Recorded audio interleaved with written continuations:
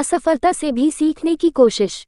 शेखर ने अपने दादाजी से यह सवाल पूछा। सभी भी अपने जीवन में आगे बढ़ना चाहते हैं, लेकिन बहुत कम लोग ही अपने लक्ष्य तक पहुंच पाते हैं।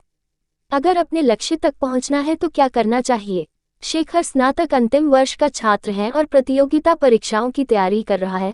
उसके दादाजी प्राइमरी स्कूल से रिटायर्ड शिक्षक हैं। उन्होंने शेखर का सवाल सुनने के बाद कहा, अपने लक्ष्य तक पहुंचने के लिए व्यक्ति को सबसे पहले खुद को असफलताओं को स्वीकार करने के लिए तैयार करना चाहिए।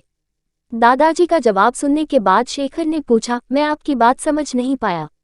आखिर अपने आप को असफलता के लिए तैयार कर सफलता कैसे पाई जा सकती है?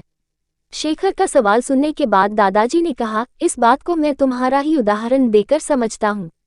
तुम इस समय प्रतियोगिता परीक्षाओं की तैयारी कर रहे हो। तुम अगले वर्ष होने वाली परीक्षाओं में बैठोगे। तुम यही सोचकर बैठोगे कि तुम्हें सफलता मिलेगी। दादाजी की बात पर शेखर ने हाँ में सिर हिलाया। इसके बाद दादाजी जी ने कहा, मान लो तुम अपने पहले प्रयास में असफल हो जाते हो तो तुम क्या करोगे? शेखर ने कहा, मुझे बहुत निराशा होगी। मैं तैयारी में अपनी तरफ से कहीं कमी नहीं छोड़ रहा हूँ। दादाजी ने कहा, निराशा ही असफलता की जड़ है। वह कैसे हो? शेखर ने सवाल किया। दादाजी बोले, तुम्हें लगता है कि तुम्हारी तैयारी मुकम्मल है, लेकिन परीक्षा तो दूसरे की इच्छा पर निर्भर है। अगर तुम पहले प्रयास में असफल होने के बाद निराश हो जाते हो तो तुम्हारी आगे की तैयारी प्रभावित होगी। अगर तुम असफलता को अपनी कमियों को दुरुस्त करने का मौका मानोगे तभी आगे की तैयारी में उन्हें दूर कर पाओगे।